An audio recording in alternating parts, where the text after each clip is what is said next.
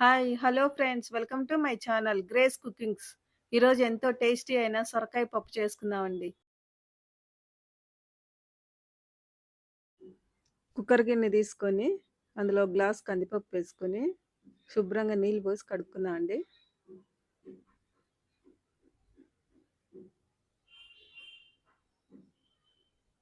ఈ పప్పులోకి వాటర్ వేసుకొని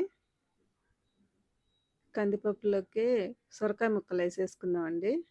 తొక్క తీసుకొని చిన్న చిన్న ముక్కలుగా కోసి పెట్టుకున్న సొరకాయ ముక్కలు, 4 పచ్చిమిరపకాయ ముక్కలు, ఒక ఆనియన్ ముక్కలు, అట్లాగే నేను చింతపండు బదులు మామిడికాయ ముక్కలు వేసుకుంటున్నానండి. అలాగే టమాటా 2 ముక్కలు కోసి వేసుకున్నానండి.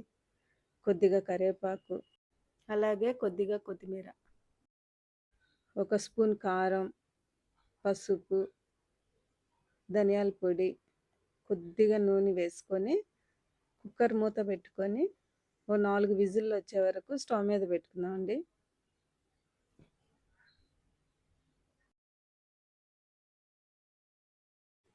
నాలుగు విజిల్లు అయిపోయాయండి. ఇప్పుడు కుక్కర్ మూత ఓపెన్ చేసుకొని పప్పు మెదుపుకుందామండి. వాటర్ తీసి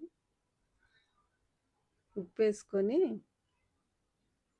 పప్పు బాగా మెదుపుకుందాం.